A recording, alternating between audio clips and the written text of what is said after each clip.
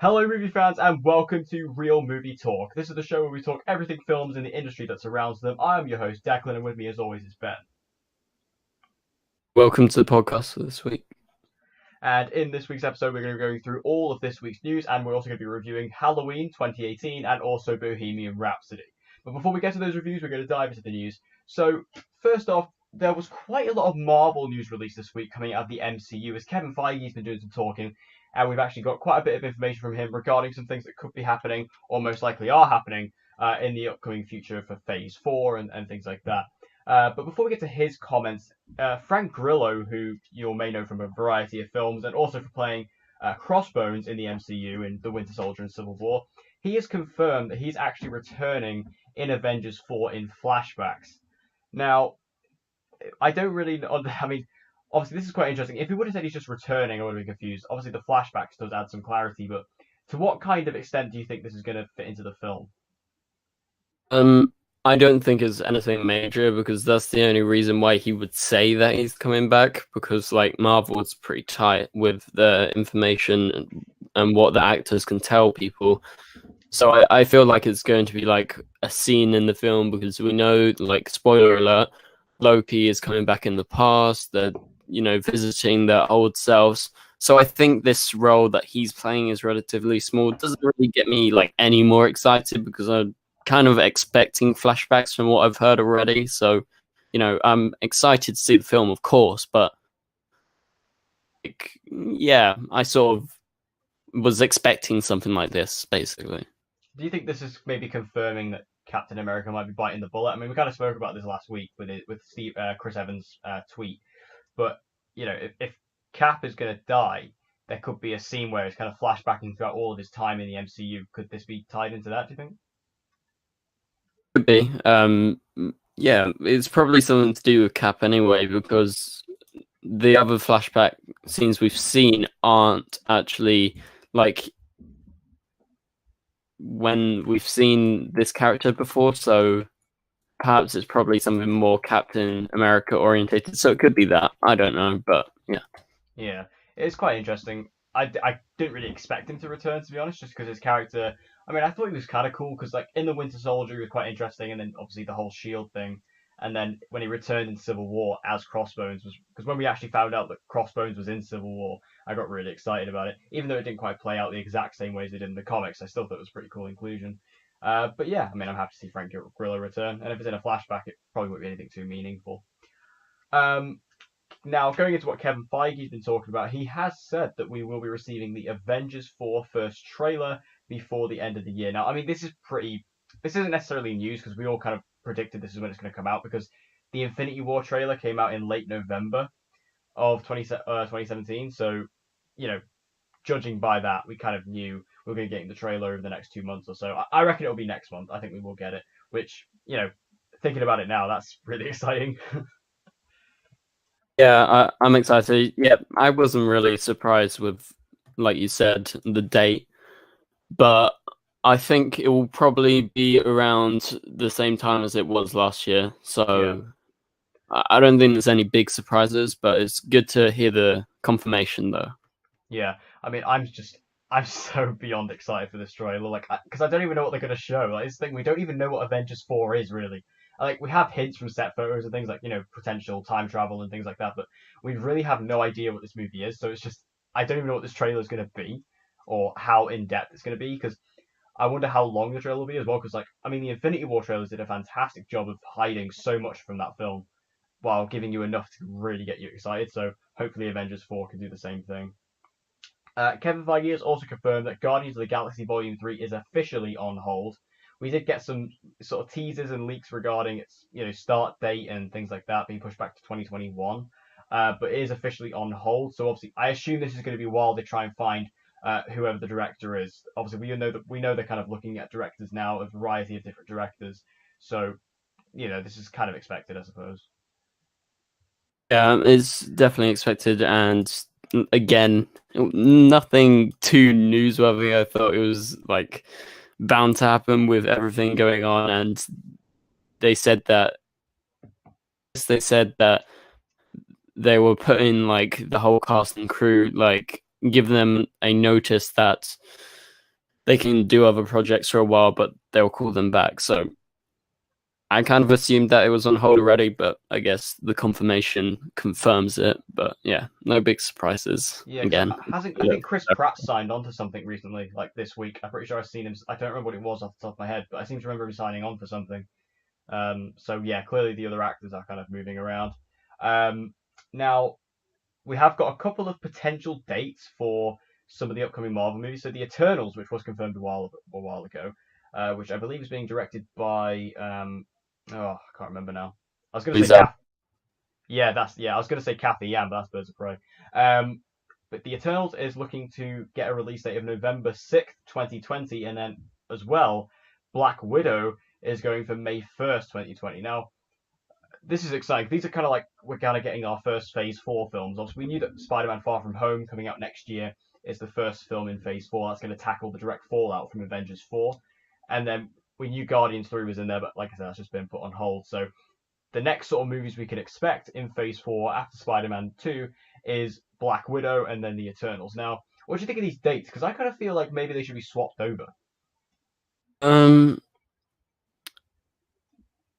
I feel like Black Widows is the better bet for them. I'm not too sure about the Eternals. Yes, it's like a big franchise and it's going to be a big like heavy budget film. Yeah, I think it's perhaps in the right order. I don't know how good the Eternals will do around that time, considering there's going to be like probably a lot of other films jam packed around there. May's normally a bit less films, so I think Black Widow is going to do good. But I don't dates are like anything too bad for them. I think Black Widow is probably at around the right date for it. yeah. I mean, at the end of the day, Marvel can kind of release a film whenever they want. It's going to do well. Like, I mean, they tried, Black Panther in February this year, and look how well that did. So they can kind of just release any time. It's just weird for me because, like, I feel like Black Widow, although she has her fans, I honestly feel like the Black Widow movie's too little, too late at this point. I don't really know if I need it. Like, I don't really think I want it necessarily, especially because after Avengers 4, I don't know how much relevance Black Widow is really going to have, as that sort of chapter of the MCU had been moved on. So I don't quite know where that movie's going to fit in. And I would have normally seen that more of like a winter film because it'd be a bit darker and a bit more, a bit more in that sort of era. And then the Eternals, I mean, the Eternals is completely random. Like this is a completely new property that, mainstream audiences are not going to know. Very Guardians of the Galaxy in that sense. And I feel like, Guardians of the Galaxy launched in the summer and that did really well. So the Eternals could do the same, but again, it's like, do you really want to take that risk and put it in the middle of the summer where it could get absolutely bombarded by everything else? So, I see positives and negatives with both of these, but I'm definitely excited for both of these movies as well. Especially if Black Widow is a prequel, which I assume it will be, then I'm definitely down for that. If you could include like Hawkeye or the Winter Soldier in that as well, that'd be pretty sick. Um, so yeah, it seems okay. Yeah, I'm looking forward to both. More so Black Widow because obviously I know the character, but I agree that I think it's a little too late, but I Yeah, don't think that's going to affect it too much. I just think it's like, do we really need it? yeah, But the Eternals, looking forward to it. I don't really know the comic book history of this sort of film that's coming. It is yeah, very good to close out, but the one thing that worries me about the Eternals is having Chloe Zhao as a director. She's an amazing director, but she's an independent film director, and I feel like I'm not the biggest Black Panther fan, and I feel like the jump from like Ryan Coogler into it was like, I don't know.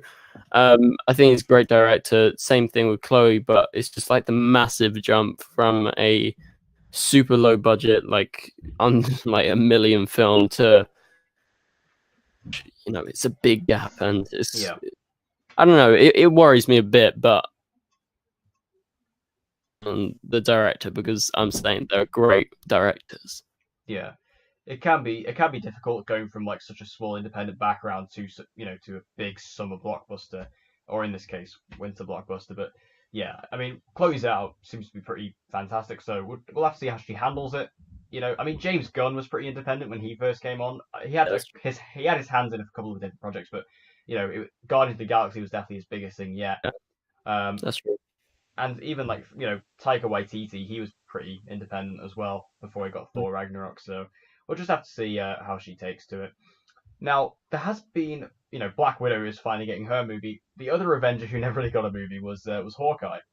Now, there is a rumor going around at the moment that apparently a Hawkeye TV series is going to be coming to the Disney streaming service in line with the Loki series and the Scarlet Witch series that we're getting, where it's going to focus on a bit more of a retired Hawkeye who's going to be training a new archer. Now, obviously, me personally being a huge, huge fan of Arrow and being an archer myself, I need this in my life. I need this show. I will take this 100%. Just give me that now.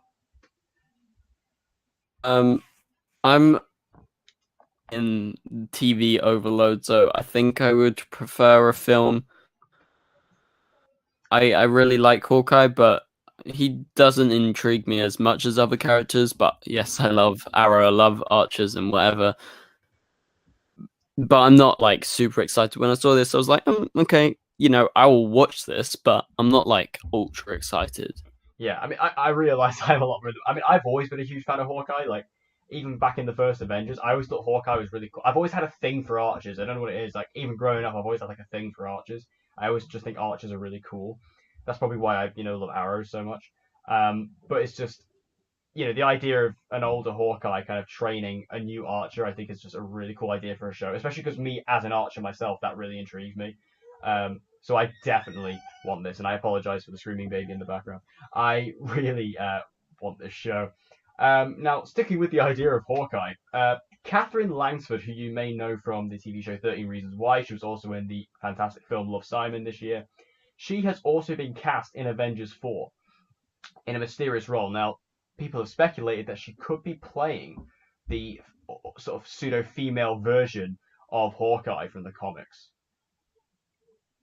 I'm excited for this because, like you said, she's in some very interesting projects, and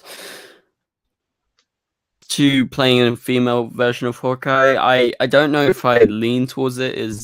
Do you know if there's any evidence? No, I think it's just a lot of people are kind of looking at what characters they could do because rumor has it that in this film they are going to kind of launch the young Avengers, like because they've actually cast an older Cassie Lang, who is Ant-Man's daughter. Like they've officially announced that, like an older Cassie Lang is in the film. So a lot of people are speculating that maybe this could be Hawkeye's daughter, or at least someone connected to Hawkeye who will take up his mantle. Yeah, I think that could happen. I would definitely be down to see that. Yeah, I like seeing different versions of characters. Like, I don't know, it happens a lot on our DC shows, and yeah, interesting to see how a character can progress when it's not the same character, but it's someone like taking over the mantle. Like, say, I don't know, Wally West to Barry Allen in the comics, or something like that. So, it really works in the comics, and I think it would be interesting to see Marvel actually do that, because I don't think they've done that yet. Have they done anything like that? Like, right? no, I don't think they've had anybody like take up the mantle. Because I think we were all kind of expecting Captain America to happen at some point. I know even Frank Grillo was talking about how he's heard the next Captain America could possibly be either female or African American in heritage. So, it looks like Marvel are definitely looking at these things. And also, I feel like when you are Marvel, you have to look at these things for the future because these actors, they can't stick around forever. Like, as sad as it is, a lot of these actors who we're so familiar with at this point, they're just not going to be around within the next couple of years. Like, Robert Downey Jr. will probably be gone. Chris Evans will be gone. Chris Hemsworth may be gone. So they have to look at these things to kind of see, which of these actors and how could they take up these roles. And if we have, Catherine Langsford, who I think is fantastic, taking up the role of Hawkeye. And I do know the character's name from the comics, but I can't remember it.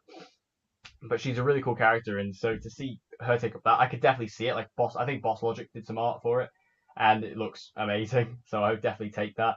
And then yeah, you can even have like obviously in the MCU they've set up either Sam Wilson or Bucky Barnes to take up the role of Captain America, depending on whichever one gets it. And I even think like you could look at like Tessa Thompson could take up maybe become like Lady Thor. Yeah. That could be a thing. So I'm all down for this. And if this is like the Young Avengers they're setting up as like a spin-off franchise, I think that would be really interesting. Seeing out like also if you look at like which other characters they could possibly get. So that is pretty much all the Marvel news wrapped up. It's pretty exciting because Marvel news is pretty it's pretty sparse. So when we get like a huge amount of it like that, it's really quite interesting. But now we'll move into some of the other news. So Wonder Woman 1984, which was originally slated for November the 1st of 2019, has now been pushed back to June the 5th, 2020. Um, Interesting choice. However, I feel it's a good move. I think it's a good move to let the Joker breathe. Like Yeah, I personally am really excited for both the two of my most anticipated superhero projects that are coming up. Think maybe having it so close together would be like, okay, I've seen one, now I've seen the other. If it's right next to each other, like even a month off, it's like overload. Like, and I think giving Joker breathing room can get the Joker's hype up. If everyone loves the film, it can get that momentum, and it won't be stopped by, say, people loving Wonder Woman and forgetting about the Joker a little bit more. yeah. It's. I think it definitely is good for that because obviously they were coming so close. 'Cause, like Joker is late October 2019, and we had this early November. It was very close. Even though the Joker's not in the DCEU or the worlds of DC, general audiences aren't going to sort of differentiate that or distinguish that. So I think this is a good move, and also putting it in summer, like Wonder Woman as a character and as a franchise can sustain a summer release. Like look at the first movie, and even after that, like how much this actually boosted after. There is a lot of money to be made here with this movie, so I feel like although it would have pretty much owned November while it was there, I feel like it can perfectly survive in summer. And again, it's pretty much taken the same weekend the first movie took, so I feel like it's a good move personally. I've seen like a lot of people like Grace Randolph and things saying that it's running scared from Captain Marvel, which makes no sense at all. It makes no sense because Captain Marvel was this year. Yeah, exactly. It's really stupid. What the Yeah, I don't understand that at all. I take this as good news, but also I take it like personally as like, oh, Yeah, start crying because it's like longer until we see the film. But like, I'm happy that it's giving the Joker some breathing room. yeah. It seems quite good. It is quite sad that we have to wait quite a long time, but to be honest, I'm happy DC are at least they're not rushing. They are taking their time because, like I say, it's been over. It's nearly been a year since Justice League, and it'll be a year and a month after Justice League when we get Aquaman. So I'm glad they are taking their time. I actually saw the Aquaman trailer for the first time in the cinemas yesterday when I watched Bohemian Rhapsody in IMAX. That was fun. But yeah, I like the fact that they are taking their time with it. So if this gives them more time just to refine the film, polish it, I believe it is doing. I believe it's going into reshoot. So yeah, if it gives it time just to make it a bit more of a polished film, that's never a bad thing really. So I think it's a good move. Although it is sad that we have to wait a bit longer, you know, I think it'll come out better in the end. Also, in regards to like DC's schedule, with what they're planning, I do like it. I like it that they're like limiting it to like maybe 2 films a year. Because personally, I love the Marvel films, but I feel like having 4 films in a year is too much. Personally, I would prefer to have 2 films in the year and spread it out. But that's just my opinion. I know loads of people love having like 4, but like after I watched Black Panther and then Infinity War came out, I was like, Jesus Christ! I swear I watched Black Panther like last week. Yeah, I do get that. I mean, like for me, like especially with this year, I mean, I like Black Panther except for the third act. I think the third act completely lets that movie down. Infinity War, obviously, I love, but like Ant Man and the Wasp, I just like Ant Man and the Wasp. I'm not a huge fan of, to be honest, and I kind of just thought like when that movie came out, I saw it twice, and like the second time, I felt like this movie's really dragging. I was kind of like, I just didn't really feel like I needed it. Like it did feel like a bit much on top of, especially because it came after Infinity War as well. It was like, hmm. So yeah, I do see that, and again, I think again it gives DC time to actually make these movies better. Not that the Marvel movies are badly made, definitely not. Um, No, but it's just again, it does give them a bit more time, a bit more freedom and space to iron some things out. So I quite like it the fact of getting Aquaman, this year, get Shazam next year, and then in 2020 we'll get Birds of Prey, and then we'll get Wonder Woman. So that's all good for me. fun fact: Ant-Man and the Wasp is my favorite Marvel film, probably nearly of all time. I love it so Really. much. I loved it. It's so hilarious. See, I like watched my dad really liked it, but I was just kind of like, I don't know. I just kind of I was a bit off with it. And I don't know if it was just because it came out like a month late here as well, which really annoyed me. So I had like the stigma I watched around it. it in But America, so oh, I oh watched well, it before. there you go. I had to wait till August till I could see it, so that kind of sucked. I mean, I like the movie. Don't get me wrong. I do enjoy it, but it's just like for me, it's kind of like one of the weaker MCU films. There's different opinions, you know. Yeah, it's just like for me, it's kind of down there with like Iron Man 2. It's like Hmm. it's better than Iron Man 2, but you know. Anyway, um, now while Wonder Woman has moved, two films have now taken up the slate, or taken up the date in that release slot, which is Terminator 6 and Charlie's Angels, the new Charlie's Angels reboot. So these two movies now are going to be fighting it out. These two female-led action films are going to be, taking it up, which is quite funny. We had like female-led action movie leave that slot, and then we have two jumping onto that slot because it is a very good release day. So who do you think is going to win? Um, you know what? I've never seen Charlie's Angels, Neither have I. so but it does have a good cast. But I would say I would place money on Terminator because it's a massive name, right? Yeah, Even though I haven't watched like the later Terminators, that's gonna like, and I feel like it's kind of risky for Charlie's Angels to stay around there. Although I'm looking forward to the film because it's Elizabeth Banks is directing, she's starring. I really like her. Kristen Stewart, Patrick Stewart, and Naomi Scott. You know, you got an amazing cast right there. In yeah. line up to see Charlie's Angels before personally because I really love the cast. But Terminator's a massive name. I think it's a risk for Charlie's Angels though. Yeah, I feel like Charlie's Angels is a bit more risky because, like, say, Terminator doesn't have the name, even though I'd say the name was a bit tarnished after Terminator Genesis. It's I actually quite like the look of this new Terminator because obviously the director of Deadpool's doing it, which that's exciting, and the cast that they're bringing back, obviously Linda Hamilton as Sarah Connor, that's really cool, and also Mackenzie Davis, who I love. Um, I think that's a strong cast, and while Charlie's Angels has also got a strong cast, and again Elizabeth Banks is directing it. I just don't really feel like, I'm looking at the two movies, and if I had to make a prediction, I'd definitely say that Terminator 6 has a lot more chance to win that weekend. It seems a bit more appealing to general audiences than I'd say Charlie's Angels is. But I mean, with both of these things, we kind of have to wait until we're closer to the time to actually gauge the interest and gauge the interaction with audiences. And also, we haven't seen trailers for either of these movies yet either, so we have to wait and see, which trailer gets more traction. Because I have a feel like Charlie's Angels may definitely step up with its marketing once we actually get some trailers and marketing material for it. I think audiences might gravitate towards it a bit more. So again, it's that kind of thing where we just have to wait and see. And while I think Terminator does have the name and the branding to it, Charlie's Angels, I feel like it needs to wait until it can really push itself before we get there because obviously it's still filming at the moment. So I think I honestly think this could be a bit of a flip of a coin situation. If I had to put money on it, like you say, I would say Terminator, but I think it could go either way. I really do. I feel like Terminator 6 could be one of those things where, oh yeah, it's a big name, but it just maybe audiences don't care anymore. Um, so I honestly think it's a flip of a coin situation.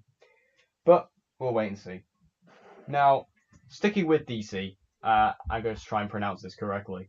Dante Pereira Olsen has been cast as Bruce Wayne in the Joker movie. Now, I don't know how I feel about this. Um, yeah, personally, I don't see it. Although I don't want Batman, I don't think Batman's going to be in the Joker film. I think this Bruce Wayne role because he's a kid, right? He's a kid. Sorry. So I would hazard the guess that it's going to be a very small role, and I don't think it's going to be anything too major because are definitely going with the full-on Joker aspect of this, and I think not like way down on the film because I know a lot of people were like, I don't know, should he not?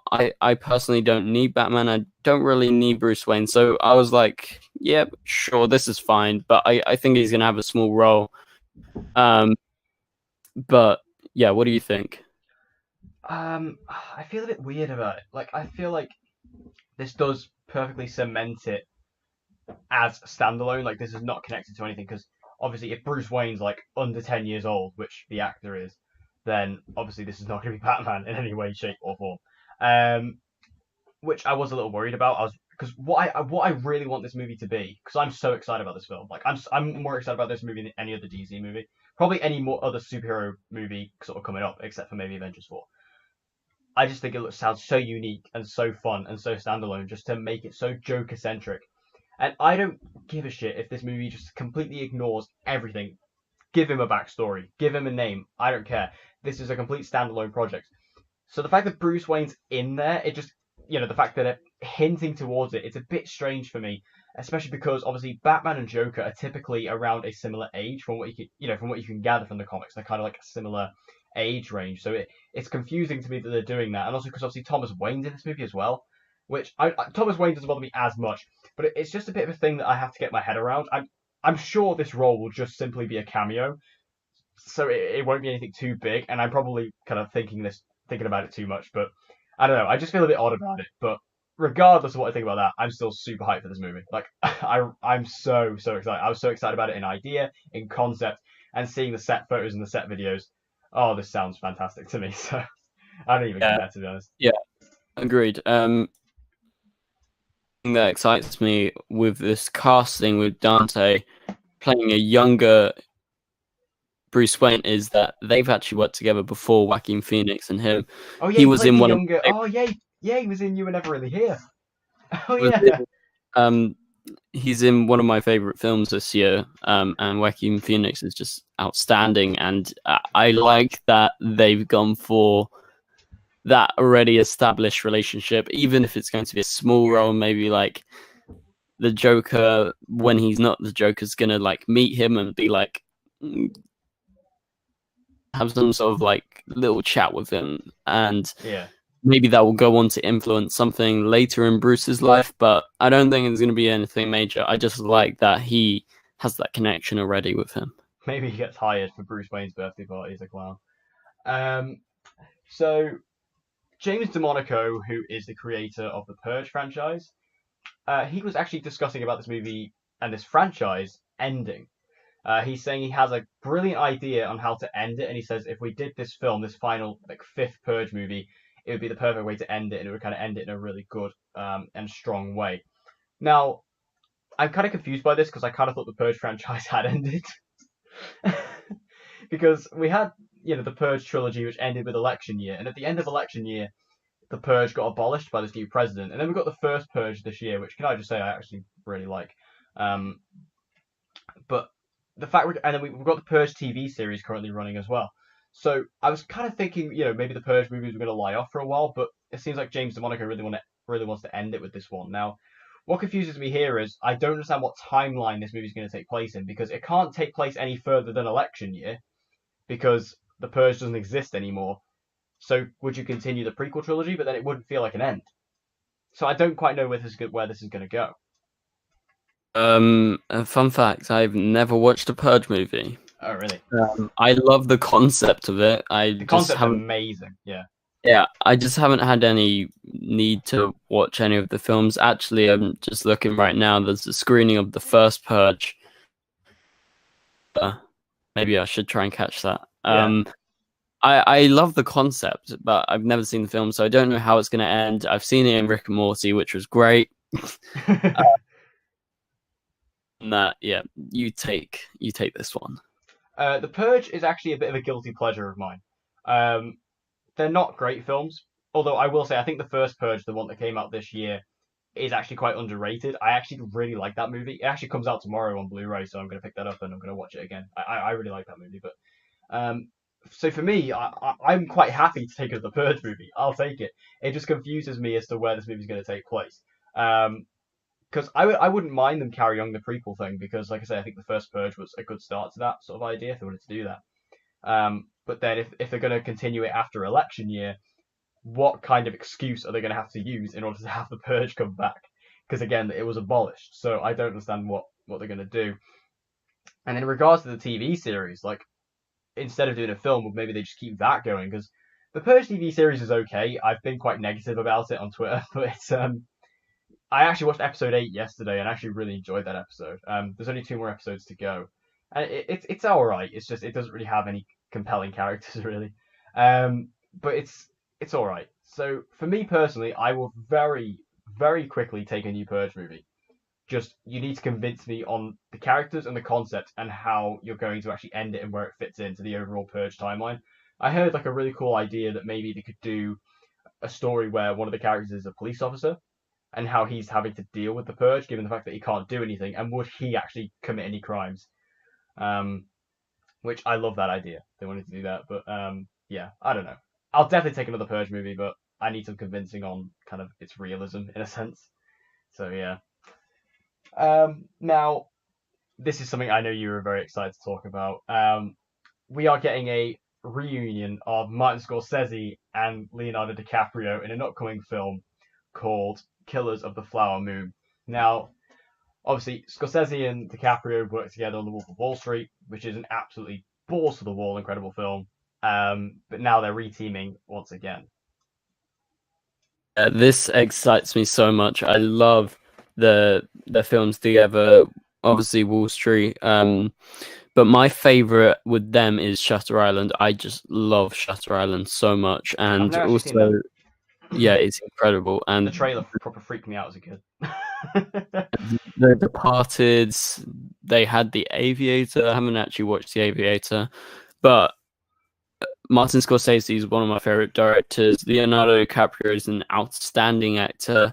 Love him in everything he does, basically. And the idea of what they're doing is sort of Scorsese, but is not. So that excites me because, again, it's about crimes, it's about the FBI, which he doesn't normally do. He's more normally to do with the criminals. So it seems like he's going to be taking on this story that's a real story, but is relatively unknown, and it's about crimes and seeing them team up again. And I love when directors, they get their guy back and, they keep on doing it. And I think their team ups always work. Yeah, I think this is. I mean, obviously, this is really exciting. Like another. I mean, Scorsese, one of the best directors probably in the world of all time, and DiCaprio, probably one of the best actors of all time. So just with that alone, look at the ingredients, and we've got a pretty interesting looking film here. So although we don't know too much about it, although we don't know really anything about it coming off the ground at the moment, it's still just really exciting to know this is happening. So what's not to look forward to really in that sense.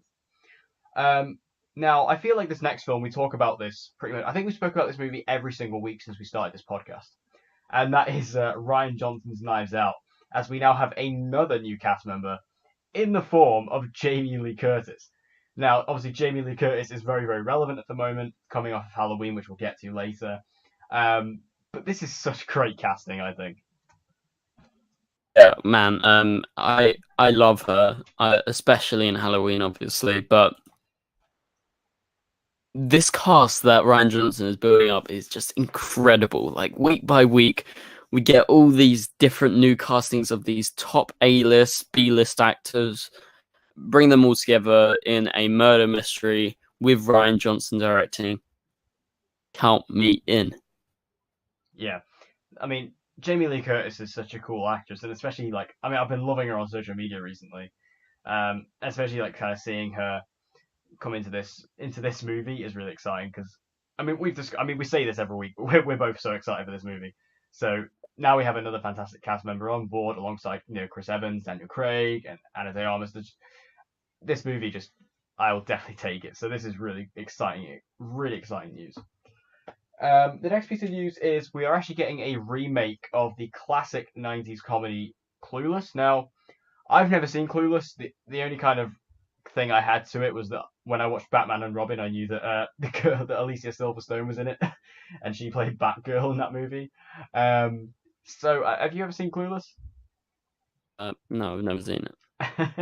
Yeah, it's a bit of a cult classic in a sense. Like it was kind of one of those films that gained a lot more status as it got older as the years went on. But for me, I kind of see this as just like another Hollywood remake. Like this is just something that it's a huge thing at the moment. Obviously, we just spoke about Halloween. Halloween is one, and we get loads. We at least get like a couple a year now. So this is just kind of like another one. I'm going to be interested to see what they do with it and who they cast, especially because the cast is kind of um, so integrated with that film. So I'm interested to see who they cast in new roles. But yeah, I mean, sure, why not? I don't really have much to say.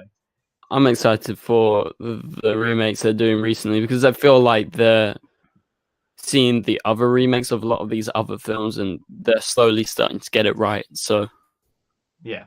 mm. Now Brad Pitt and Rachel Weisz have apparently joined the cast of the upcoming Kingsman prequel, which is going to be called Kingsman: The Great Game, which is going to be written and directed by Matthew Vaughn.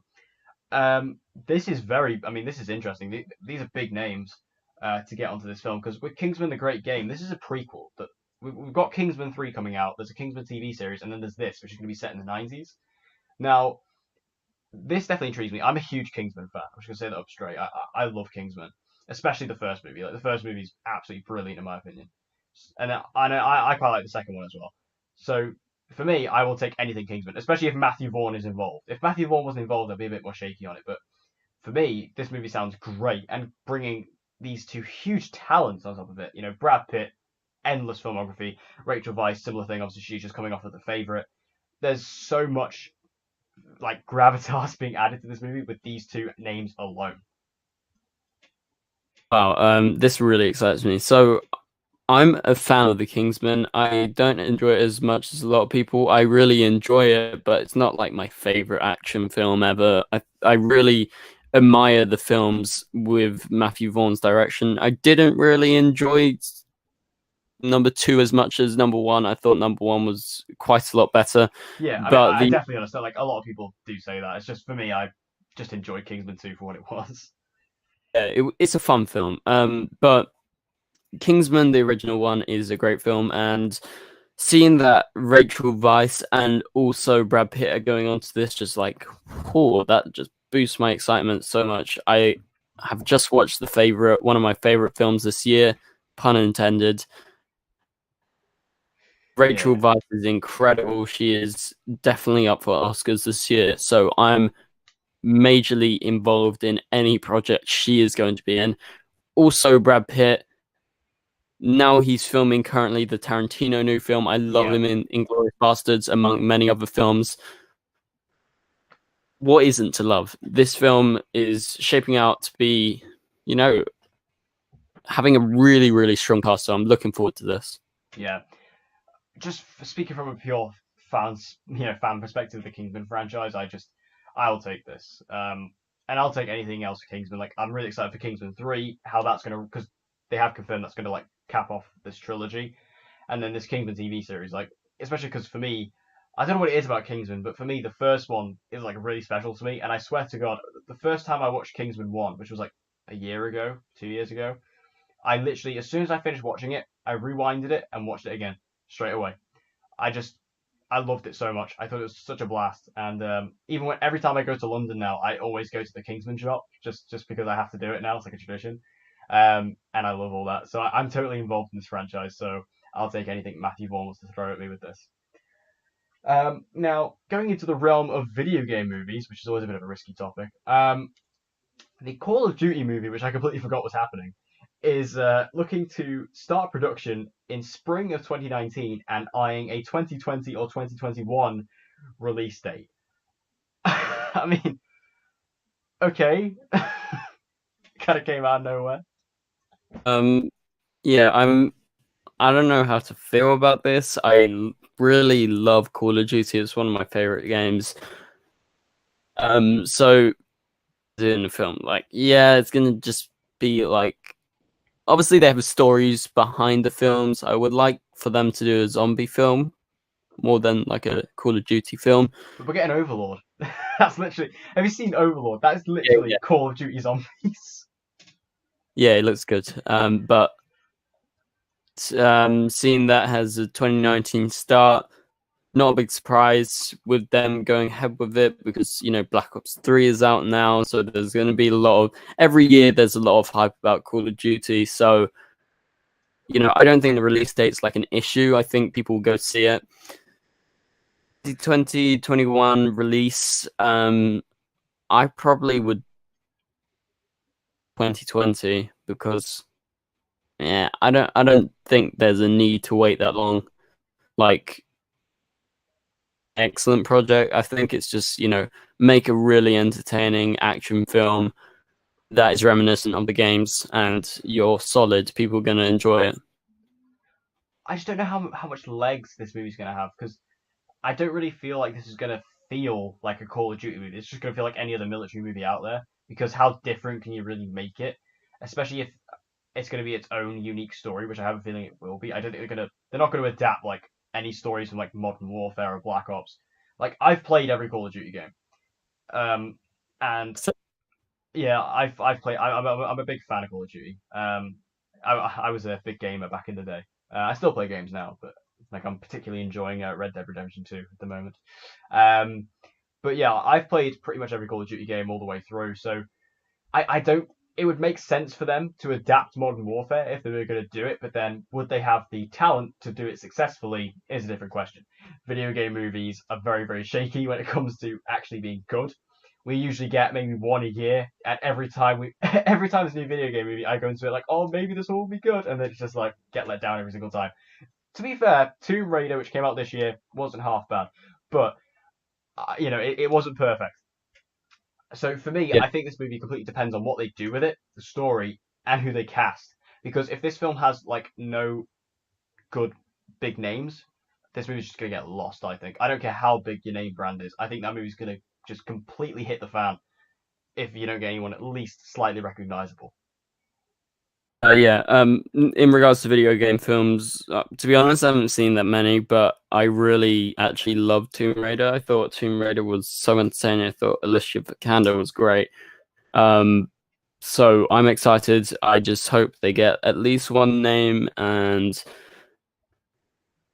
like, I don't know, producing it that's kind of big, or even directing, which I doubt there will be anyone like major doing that. But I'm excited. I think the Call of Duty and gaming fans will show up, so Oh I yeah, don't think it's gonna have too much trouble.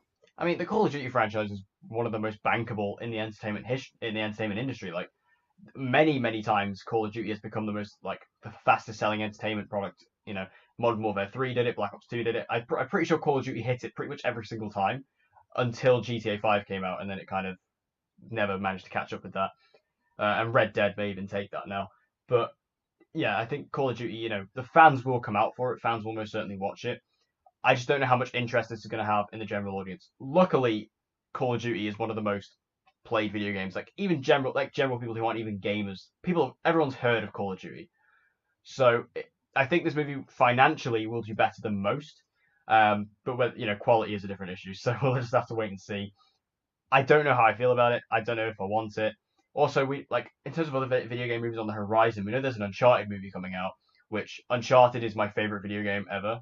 I adore Uncharted. Um, it's basically my Star Wars when it comes to video games. Um, I don't want that movie at all because I have a feeling it's just going to ruin it.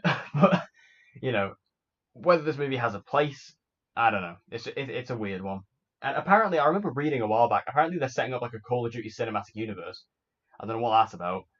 I don't know if they're trying to do like, oh, here's the Modern Warfare movies and here's the Black Ops movies and things like that. But I would actually like if they adapted the campaign stories. yeah, I mean, I Maybe think up for I think Modern Warfare. I think there's definitely something to do there. Like that story is brilliant, and even like the story of Black Ops 1 is really good. that. But please, for the love of God, do not do Black Ops 3. My God. Um, but yeah, I don't know if I want this or not. But I'm definitely interested. I'm definitely interested. Um, the final piece of news is apparently we're getting a Pirates of the Caribbean reboot only a year after the the fifth movie came out, and Johnny Depp is gone. Uh, how do you feel about this? Um, I like a few of the Pirates films, but I didn't like the last one. I don't Yeah, care. That's the answer. I don't care. I don't. I think Johnny Depp is, he's kind of rolled out in that yeah. in that franchise. I think the logical step is to get a new pirate, whether they reboot it or just keep it in the same place. but have a different pirate. I think that makes sense, but I'm down to watch this one. It just seems so quick. Like it's come out of nowhere, and they're just like literally pirates. It was called what was it called? Dead Men Tell No Tales. That movie came out last year, last summer. So the fact that they're already talking about a reboot because that movie didn't really do that well and didn't really make waves, is kind of like, oh, let's reboot it. It's very almost un-Disney of them to do that. So it seems quite strange. But the thing is, the Pirates movies have so much potential, and only the first one really delves into that potential. The second one's okay. Third one's a bit of a drag. Fourth one is really a drag. And the fifth one I thought was all right, but I feel like the Pirates franchise has such potential because there really isn't any Pirates movies out there when you think about it. Because I was thinking about this the other day when this news first broke. There's not really that many Pirates movies, like Pirates in general. So there is a void there that they can fill. And as long I think they just need to capture that fun like the first movie did. Because the first movie's great, and I think they really need to capture that once again. And again, yeah, get rid of Johnny Depp. No one wants him, right? Just get rid of him.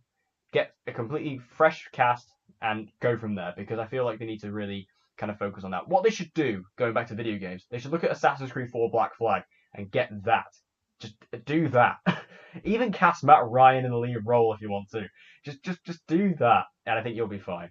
When this movie will come out, God knows, but it was very strange news. But sure, I'll take it. If they make it, I'll definitely see it.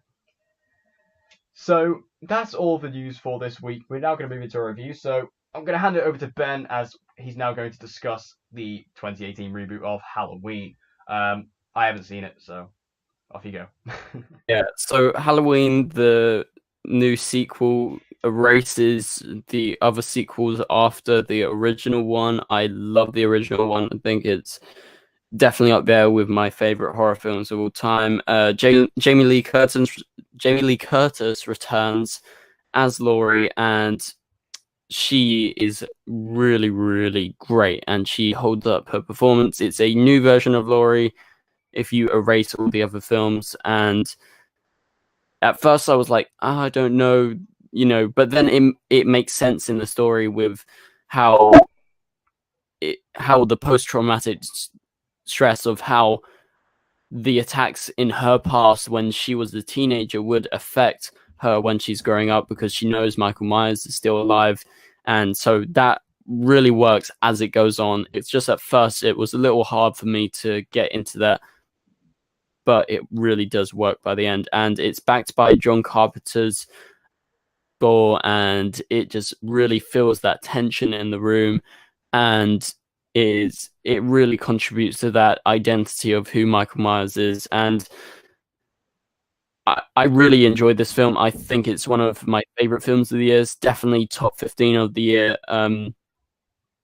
Really, really great kills. Although I'm not super into like gory horror films and killing horror films, when it's done right, it is fabulous. And I think David Gordon Green, the director of this film, has done it exactly right. He does a lot of the kills off screen, and you see the aftermath, and you're left on your toes, on the edge of your seat, wondering what the heck has happened. And he does some really, really nice long takes where you get the real sort of horror of what Michael Myers actually is. And great, and it, like the original, emphasizes the sort of horror nature of Michael Myers and how he actually a normal human, but not. He looks like one of us, but he isn't. He is something greater and something more sinister. And the film has some and I do have some queries about the film. It mainly has to do with the teenager aspect of the film, and I feel like a lot of that could have been taken out, and I don't think it's necessary. Also, some of the comedy that well, but there are some moments that really do land, and especially with, this is not really a spoiler, but there's a scene with a babysitter and a kid, and this kid is absolutely hilarious. So there are moments of the comedy that works, but just some of the teenager stuff, I think it's just really in order for Michael to end up killing half of them. But, I don't think that is a necessary part, but it doesn't really take away too much from the film. and the film captures the tension and the feeling of the original, and it brings its own new spin onto what the original was, and it's definitely the best Halloween film since the original. It's not as good as the original, but it's getting up there. It has some of the tropes of the original. You can see at the start, if you've seen the original before you watch this film, you will realize, yes, there are repeat ideas from the original, and I think that's a great homage to the original. So overall, it's like a really, really solid sequel that has great homages and references to John Carpenter's first film. So I would give it a 4 stars out of 5. Yeah, I mean, I've heard quite a lot of positive things around this movie. Like say that kid that you're on about, I've heard is absolutely hilarious. Um, I do really want to see this movie. I just haven't had the chance. And also, I'm not quite sure whether or not I'll get into the movie, given it's an 18. Usually, I do get into 18s, like, Mile 22, which came out recently. I was able to get into that, no problem. But, I'll definitely try and. I'm looking actually to watch this movie on Halloween night, so hopefully I'll try and do that if I can. But I haven't seen the movie. I also haven't seen the original, so, I'm kind of completely inept to talk about this entire thing. But I think the movie looks great, and, I mean, obviously, Ben has just kind of cemented that, but for me, I have never been the biggest horror fan, but for me, this film has always looked fantastic. Especially the trailers get me really excited. You know, all the scenes where he's in the mental institution is really interesting. He then escapes, and the fact that Laurie has been, preparing for this day ever since Michael got arrested, I think is a really cool idea. And the fact he's now come back to, kind of torment her and stalk her home, and the fact that she's completely prepared for it. And some of the lines in the trailer as well, where she's like saying his name and Happy Halloween, Michael, and things like that. That really actually gives me chills. And obviously the Michael Myers theme, you can never get bored of. That's the really iconic movie theme. So to hear that as well in the trailers is really exciting. So I will see the movie eventually. I'll get back to you all once I have, but it probably won't be for another few days or so. Well, Now, quickly, that line, Happy Halloween, Michael, is the best line in the film. When you I see love it, that. it gives you shivers. It is Yeah, incredible. it gives me shivers in the trailer. I think it's great. Um, so our other review for this week is for the new Queen slash Freddie Mercury biopic, Bohemian Rhapsody. What did you think? So Bohemian Rhapsody, I know you really liked it. Personally, I found it very entertaining. I loved the music aspect of the film. Thought Rami Malek was really, really solid as Freddie Mercury. At first, I struggled a bit with his performance and getting into it, but as the film went on, I think he really got into Freddie Mercury's shoes, and I was convinced by the end. But overall, film, I didn't really like it all too much. Apart from that, it was very entertaining. I thought the directing was very sloppy, and I thought the script, thought the editing also lacked along with the directing. And that is something that I really love in films, is when you know you're in the hands of a great director and you have a strong screenplay behind you and the editing's good. And I felt like, to me, the pace was all rushed, and I don't think it ever took time to actually lay on anything. There was a lot of quick cuts every now and again, quick cuts, cutaways to cats and whatever. It more, and I think the film is gonna suffer from the fact that it was billed as an Oscar-worthy film. It is not shot in that way. It is nowhere near something of that caliber. I think Rami Malek could get nominations. He's definitely in my top 10 of the year, perhaps. I would have to go over and check. Wasn't all too convinced by the visual aspect of the film and the directing and the editing and the pace, but the acting was great and it was very entertaining, and I love Queen, so I really enjoyed hearing the music, and I couldn't help but tap along because that music's so iconic. And yeah, so for me, it's like a 3 stars out of 5.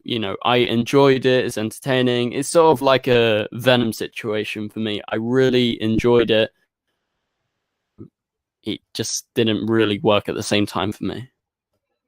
Yeah, I mean, I'm kind of on a different end. I mean, I do have a couple of negatives which I will get into, but me personally, I love the film. I just thought it was just. I'm a huge Queen fan, so just hearing that music is great. Um, Especially because it's so well. used because it is the actual Queen recorded stuff. Like Rami Malek, I don't think sings in the movie at all, except for maybe that one opening scene where he introduces himself to the band. I think that might be the only scene that he does. Um, but even then, I'm not 100% sure on that. But for me, I think this film just had so much. Like, I think Rami Malek was great in this, especially because he's normally, obviously, he's typically a TV actor. So to kind of see him go from that to here, I think it has almost transcended himself as a movie star. And I feel like, although I get what you mean by taking a while to get used to it, I did as well. His accent's a bit off at times, and it's quite a striking look at first for him. So it is quite strange, and you do have to kind of take a minute to adjust to it. But once you do, I think it's a pretty good performance on the whole, pretty great one from him, pretty much. And I think the whole cast in this is great. Like Lucy Boynton, who I didn't even know was in this movie, like she's the girl from Sing Street, and she's fantastic. I love Sing Street.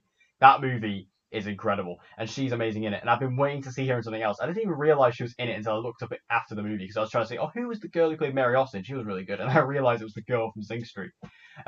She's great in this, and oh my god, William Lee, who plays Brian Taylor, dead on.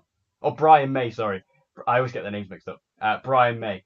He was just not only did he could have been an identical twin. Like he looked like him, he sounded like him, and he was actually probably my favorite performer in the entire film. I loved his interplay with Freddie Mercury, and just like they were some of my favorite scenes in this film were the ones where they're just like bickering and arguing, like the scene that where they're all just arguing at each other, and then it kind of leads into another one bites the dust. I love that scene. That was brilliant.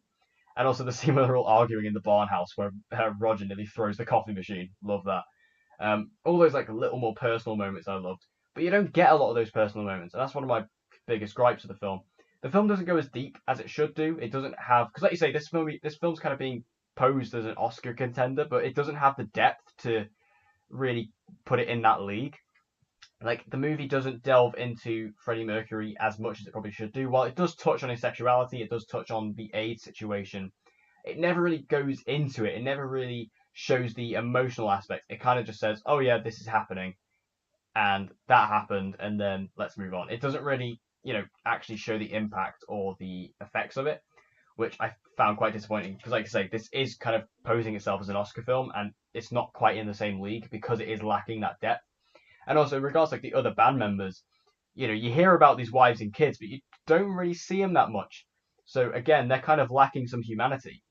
They just kind of feel, although they are really funny characters, they don't quite, have any depth to make you connect with them in that sense. So I feel like the film almost falls a little flat when it comes to stuff like that. But I think there are a lot of other stuff. Like this movie's like got a really positive vibe to it. Like you can just kind of go in and enjoy this. And I feel like your enjoyment of this film is really going to depend on what you're looking for. If you're looking just to go to the cinema and enjoy, kind of like a film that's celebrating the legacy of Queen, you're going to be perfectly happy with this. You're going to really enjoy this because from that aspect, this film's great. But if you're looking for something a bit more than that, something a little bit more beneath the surface, it's going to leave you, I think, a bit disappointed because this film doesn't dive as deep as it probably could have done. And I feel like that could be down to the fact that Brian May and Roger Taylor were involved with this film creatively, and you know, as history has shown us with biopics, that if the family and friends of the person who said biopic is about are involved creatively, then they don't really like to show the nitty gritty because they like to kind of keep the personality and keep the reputation of that person intact as much as they can. So they probably didn't want to dive as deep as they could do, and that's mainly their restriction. Like I feel like Straight Outta Compton suffered from that a little bit. So there's quite a lot of that involved, which is a bit annoying. But other than those, I honestly think this movie's great. And for me, the Live Aid performance at the end, what a fantastic crescendo that was. I mean, I watched that Live Aid performance, and it's so well recreated. It's literally pretty much one to one, and you get to see how, they do change something around in the film, which annoys me a little bit because they actually in the film they show that Freddie Mercury got AIDS before Live Aid, which isn't actually true. It actually was afterwards, and they kind of pen it in the script as that Live Aid is like his final big performance, which isn't necessarily true. Um, Obviously, it's a thing that biopics will do. They'll kind of change things around to make it more cinematically appealing. But you know, I still feel like that Live Aid performance is something to see, especially in IMAX. It's outstanding. Like I watched it the first time just in regular 2D, and then I watched it in IMAX yesterday, and that scene just blows the roof off. Like the speakers just blaring it out, the biggest screen possible. The audience is, I can't get over how good that looked. Um, so for me, I think this movie, it does build and build to this amazing thing. It's the actual building itself that has some issues, especially because did you feel like the first act was really rushed? Yeah, incredibly rushed. That's one of my main problems with the film is the pace. I feel like it's all over the place, personally. Yeah, because like the Apart from first the act ending, is really strange. the ending is really well paced. Yeah, because I feel like the first act, like you see the scene where obviously with his family, and then you see him actually meet the band members who would become Queen, and he introduces them, and then it actually goes right 1 year later, boom, and it's just like, oh okay, and you see like how well these people know each other and how much chemistry they have, but then you never see how we got to that point. Like it's just like out of nowhere they're like doing a record deal, after they've like just been formed. It came across really rushed and really quick to me, as it almost felt like they were trying to get to Queen, where it's just like this is a Queen biopic. You could spend the time to actually show us, that's what we're here for, to actually see how this all happened. But the movie just kind of rushes a year ahead, and I feel like that was quite annoying for me. That kind of distracted me. And one thing I will say though, Michael Myers, oh, not Michael Myers, Mike Myers is Uh, brilliant in this. It's just, obviously there is like a bit of a Wayne's World reference in there, which is really funny. I love seeing him in this. That was just hilarious.